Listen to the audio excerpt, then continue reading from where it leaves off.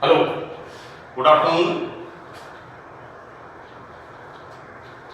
Myself, Dr. Ashish Garg, Associate Professor in Chemistry, R.N. Ruia, Government College, Ramgarh, Shekhawati, Sikar. Dear students, today we start our new topic that is in part 7. इससे पहले मैं 1 to 6 part record किए हैं, तो हम carbohydrate BSc part 3 organic chemistry में carbohydrates में हमने ये स्ट्रक्चर पढ़ा था ग्लूकोज का, अल्फा ग्लूकोज और बीटा ग्लूकोज, म्यूटा रोटेशन और ग्लूकोज की वलय संरचना का सुझाव दिया गया। तो हमने दो स्ट्रक्चर पढ़े थे और दोनों स्ट्रक्चर में हमने ये देखा था कि जो C1 का CHO होता है वो C5, this is 1 2 3 4 5 and 6, C1 का CHO और C5 का OH हेमी एसिटिल लिंकेज बना लेते हैं। हमें यहां पर इस बात को प्रूव करना है कि ये जो लिंकेज बनती है ये C1 और C5 में ही बनती है, क्योंकि C4 पर भी OH ग्रुप है तो C4 से नहीं बनती है। एनीवे, हमें इस साइक्लिक स्ट्रक्चर में हमें यह प्रूव करना है। मैंने इस टॉपिक को हेमी एसिटेल वलय, कौन सा वाला, CHO और OH, ये जो लिंकेज बनी है this is the hemiacetal ring में जो बॉन्डिंग होती है वो C1 और C5 में होती है। इसे हमें प्रूव करना है। फाइन, तो ये दोनों स्ट्रक्चर्स मैं आपको बता चुका हूं, this is alpha glucose and this is beta glucose. बच्चों, इन दोनों स्ट्रक्चर्स में सिर्फ एक अंतर है, C1 का OH समूह राइट साइड में है और C1 का OH समूह लेफ्ट साइड में है। राइट साइड में अगर है तो इसे हम कहते हैं अल्फा ग्लूकोज,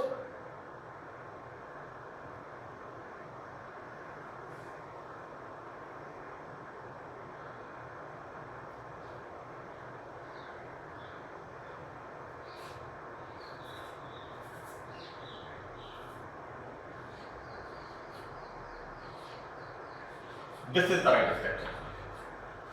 तो C1 का OH ग्रुप राइट साइड में है और C1 का OH ग्रुप लेफ्ट साइड में है, तो इसको हम कहते हैं अल्फा ग्लूकोज और इसको हम कहते हैं बीटा ग्लूकोज। रिमेनिंग 2 3 4 5 6 जो रिमेनिंग कार्बन है, इन पर जो OH ग्रुप लगे हैं उनमें हाइड्रोजन और OH ग्रुप की पोजीशन दोनों में समान है। आप भले चेक कर लें इसको, यहां पर इसके नीचे और इसके नीचे 2 से लेकर के 5 तक कोई अंतर नहीं है। फाइन, तो this is the structure of alpha glucose and beta glucose. ठीक है, ये मैंने आपको बताया था।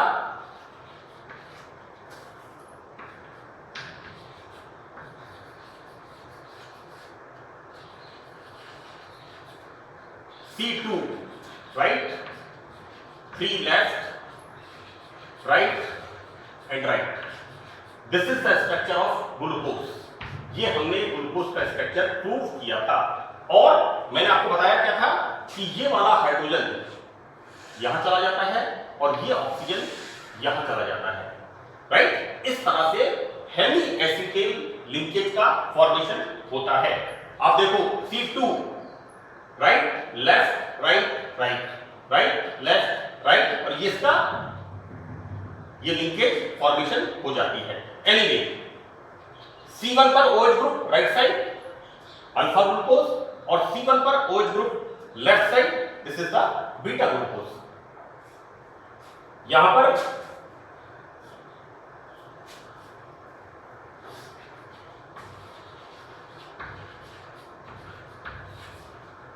अल्फा ग्लूकोज और बीटा ग्लूकोज, इसकी रिएक्शन जब हम कराते हैं मिथाइल अल्कोहल में HCl के साथ इसकी रिएक्शन कराते हैं तो क्या होता है, सिर्फ C1 का OH ग्रुप OCH3 से रिप्लेस होता है। यहां पर C1 का OH ग्रुप OCH3 से रिप्लेस होता है। आप देखिए जो रिमेनिंग पार्ट इसका है,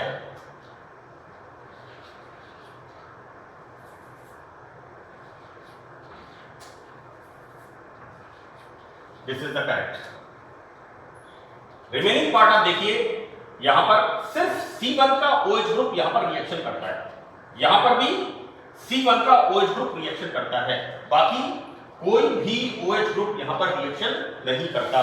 हम इसको क्या कह सकते हैं कि ये जो रिएक्टेंट है, this reactant is specific for reacting with C1 OH group.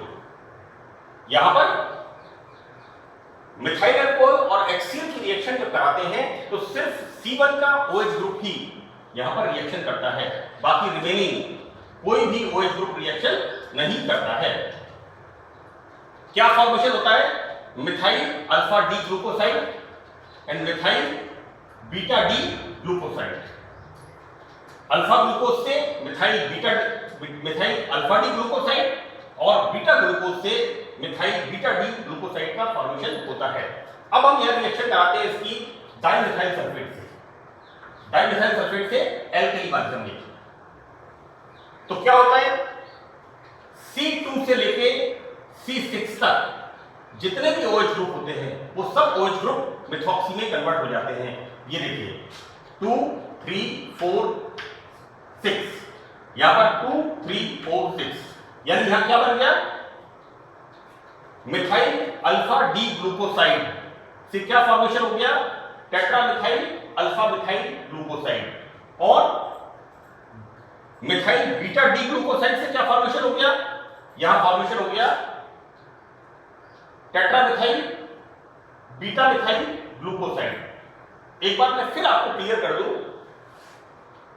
यहां पर फर्स्ट स्टेप में मिथाइल अल्कोहल और HCl से जब रिएक्शन होती है तो सिर्फ अल्फा और बीटा ये दो OH ग्रुप की रिएक्शन होती है और ये इसके द्वारा OCH3 में कन्वर्ट होते हैं। सेकंड स्टेप में जब हम मिथाइल सल्फेट से रिएक्शन कराते हैं तो मिथाइल सल्फेट से रिएक्शन कराने पर 2 से लेके 6 तक, यहां पर 2 से लेके 6 तक जितने भी OH ग्रुप हैं वो OCH3 में कन्वर्ट होते हैं। अब हम क्या करते हैं, हम यहां पर इन दोनों को, ये एक ग्लूकोसाइड ये वाला है, this is alpha glucoside and this is beta glucoside, इन दोनों को हम डाइल्यूट HCl के साथ बॉइल करते हैं। तो क्या होता है, यहां पर ये वाला और ये वाला मिथॉक्सी ग्रुप OH ग्रुप में कन्वर्ट हो जाता है। इसी तरह से यहां पर बच्चों मैं एक बार बता दूं आपको, अगर आपको अल्फा ग्लूकोज और बीटा ग्लूकोज का स्ट्रक्चर पता है तो आप इस रिएक्शन को आसानी से कर सकते हैं कि स्टेप फर्स्ट के अंदर सिर्फ C1 का OH ही रिएक्शन करता है। देखिए स्टेप 2 के अंदर जितने भी OH ग्रुप हैं वो सब रिएक्शन करते हैं और OCH3 में कन्वर्ट होते हैं। और स्टेप थर्ड में यहां पर जब हम डाइल्यूट HCl के साथ बॉइल करते हैं तो जितने यहां पर सिर्फ C1 का OCH3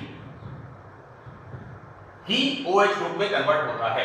तो यहां क्या फॉर्मेशन हो गया, tetra methyl beta glucose, this is beta glucoside, और यहां पर टेट्रा मिथाइल अल्फा ग्लूकोज। बच्चों होता क्या है कि जब हम इसको बॉइल करते हैं, ये स्टेप मैंने आपको समझाने के लिए लिखा है, बाकी एक्चुअली होता क्या है, सीधे इसका फॉर्मेशन होता है। यानी यहां पर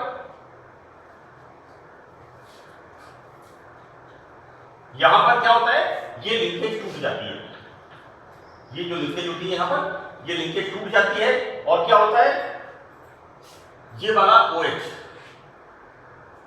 OH सीधा यहां जाता है एंड ये CHO में कन्वर्ट हो जाता है। इसी तरह से ये वाला H यहां आ जाता है और ये CHO में कन्वर्ट हो जाता है।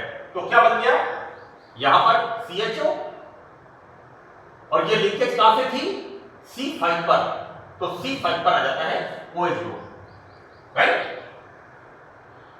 तो दिस इज ये यहां पर फॉर्मेशन हो गया। अब यहां पर इसका जब हम ऑक्सीडेशन करते हैं किसके साथ, डाइल्यूट HNO3 के साथ, ठीक है। अब इसमें इस पूरे में ऑक्सीडेशन कहां पर होगा, इसका CHO ग्रुप का, ठीक है ना। मैंने आपको पार्ट फर्स्ट के अंदर ऑक्सीडेशन बताया था कि ग्लूकोज का ऑक्सीडेशन ब्रोमीन वाटर से करते हैं और ग्लूकोज का ऑक्सीडेशन हम डाइल्यूट नाइट्रिक एसिड से करते थे। तो क्या होता है, यहां पर ये जो ग्रुप होता है ये इसमें कन्वर्ट हो जाता है। बच्चों फर्स्ट स्टेप में आपको मैंने बताया था formation of second acid, right. जब हम ग्लूकोज का ऑक्सीडेशन करते हैं डाइल्यूट नाइट्रिक एसिड से, फर्स्ट स्टेप में फोर्थ रिएक्शन तो बनता है सेकेंड एसिड। तो यहां पर ये जो इसको हमने प्रोटेक्ट किया है इस OH ग्रुप को, जिससे कि डाइल्यूट ऑक्सीडेशन HNO3 से ऑक्सीडेशन कराने पर ये ग्रुप इंटैक्ट रहे। एनीवे होता यह है कि इसका जब हम ऑक्सीडेशन करते हैं डाइल्यूट नाइट्रिक एसिड से तो it is A intermediate, this is unstable. यहां पर क्या होता है, 3 तरह के कंपाउंड्स का फॉर्मेशन होता है। यहां पर 3 तरह के कंपाउंड्स का फॉर्मेशन किस तरह बता सकते हैं कि जब हम इसका ऑक्सीडेशन करते हैं तो ऑक्सीडेशन करने पर क्या होता है, ये वाला ग्रुप किसमें बदलता है, कार्बोक्सिलिक एसिड में, और ये जो होता है OH group, this OH group is secondary alcoholic group, right. यानी एक रिएक्शन होती है CH3C CHOH CH3, इसका जब हम ऑक्सीडेशन करते हैं डाइल्यूट नाइट्रिक एसिड से तो क्या बनता है, CH3C_O CH3, this is the secondary alcoholic group.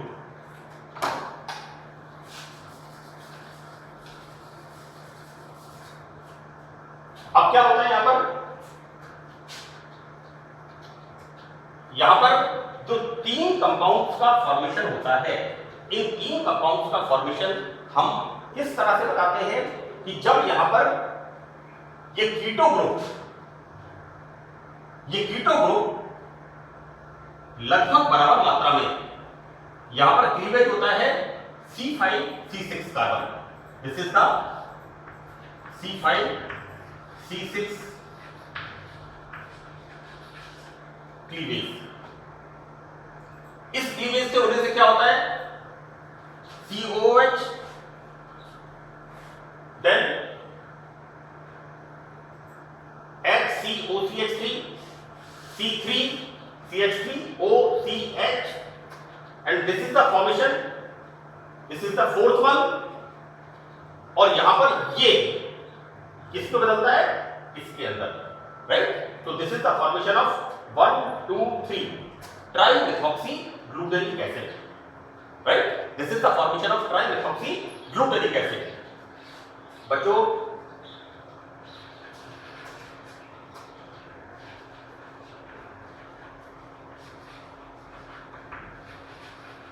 ये मैंने आपको तीनों रेट्स में बताया है, डाइकार्बोक्सिलिक एसिड्स का synthesis, this is the formula of glutaric acid. यहां पर OCH3 OCH3 OCH3, तो this is the formation of trimethoxyglutaric acid. Now जब ये क्लीवेज कहां पर होता है, C4 एंड C5, ये क्लीवेज होता है। तो यहां पर क्या बनता है, CH2O CH3 COH, और इसका फॉर्मेशन होता है इससे, और यहां पर ये वाला कार्बन C4 पर ये कन्वर्ट होता है COOH में। तो यहां पर क्या बनता है? Succinic acid. सक्सिनिक एसिड किस तरह का? डाइमेथॉक्सी सक्सिनिक एसिड। कहने का मतलब ये है कि ये जो बनता है, क्या बनता है? Keto acid. इस कीटो एसिड में जो क्लीवेज होता है वो cleavage C4 and C5 and C5 and C6 इनके बीच में होता है। इस बात को हम कैसे प्रूव करते हैं? इन प्रोडक्ट्स के बनने से। यहां पर इस प्रोडक्ट का बनना किस बात को साबित करता है? कि यहां पर क्लीवेज C5 और C6 के बीच में होता है, जबकि इन प्रोडक्ट्स का बनना किस बात को प्रूव करता है? कि यहां पर क्लीवेज C4 और C5 में होता है। तो इसका हम कंक्लूजन किस तरह से लिखेंगे?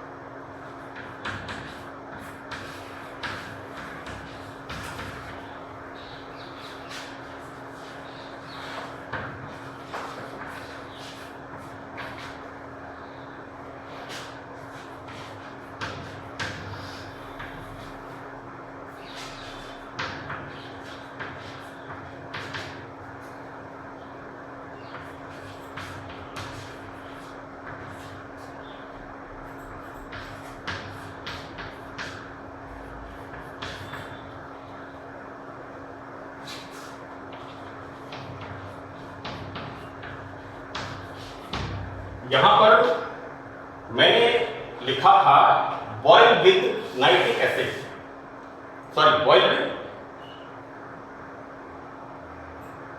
Boil with acid, right. तो फॉर्मेशन क्या हुआ था, इसका फॉर्मेशन हुआ था।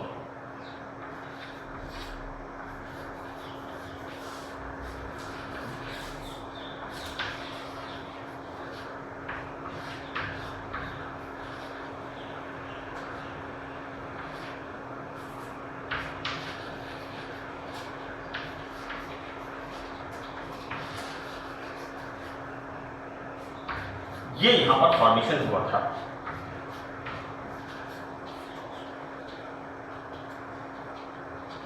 तो दिस इज ये हमारे पर फॉर्मेशन हुआ था। अब यहां पर हमने जब इसको ऑक्सीडेशन किया, इसका ऑक्सीडेशन किया तो क्या हुआ, ये वाला ग्रुप तो बदला एसिड के अंदर,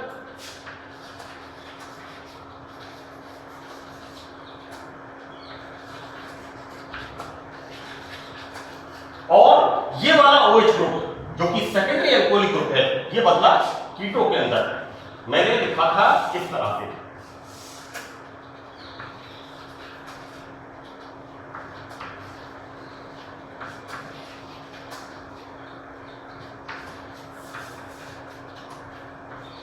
इस तरह से मैंने लिखा था, this is the keto acid, और इसके अंदर क्लीवेज को हमने समझाया। तो मैं आपको एक बार फिर बता दूं कि हमारे पास क्या बना, ट्राइमेथॉक्सी ग्लूटेरिक एसिड।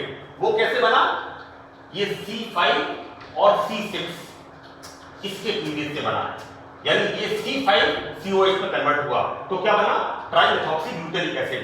एंड C4 और C5 इसके क्लीवेज से बना डाइमेथॉक्सी सक्सिनिक एसिड। ठीक है, तो इस तरह से हम बता सकते हैं कि यहां पर चूंकि कीटो ग्रुप के दोनों तरफ क्लीवेज होता है, और कीटो ग्रुप कहां पर उपस्थित है, C5 पर। ये हम किससे प्रूव करते हैं, dimethoxy succinic acid and trimethoxy glutaric acid के बनने से इस बात को हम प्रूव करते हैं कि ये जो C5 का कीटो ग्रुप है, इसके दोनों तरफ क्लीवेज होता है, इसीलिए ये दोनों यौगिकों का कंपाउंड्स का फॉर्मेशन होता है। तो इस तरह से हम ये कंफर्म करते हैं कि हेमी एसीटेट वलय के अंदर जो लिंकेज होती है वो यहां पर होती है, क्योंकि ये कीटो ग्रुप है। इसका अगर हम इसका रिडक्शन करेंगे then formation of again this, so that OH group C5 पर स्थित होता है। इस प्रकार हम इसको प्रूफ करते हैं कि हेमी एसीटेट वलय में बंधन बिंदु C1 और C5 में ही होते हैं। यानी ये जो हम स्ट्रक्चर लिखते हैं,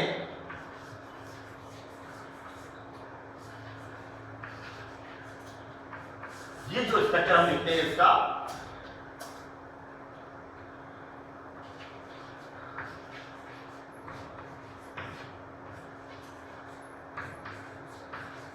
इसको हम प्रूव करते हैं कि यहां पर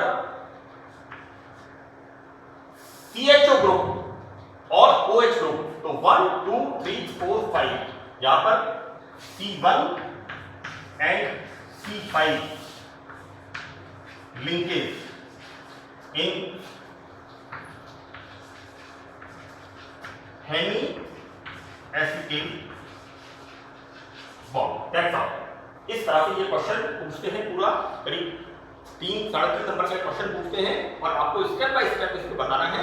और बच्चों, अगर आपको अल्फा ग्लूकोज और बीटा ग्लूकोज का स्ट्रक्चर पता है,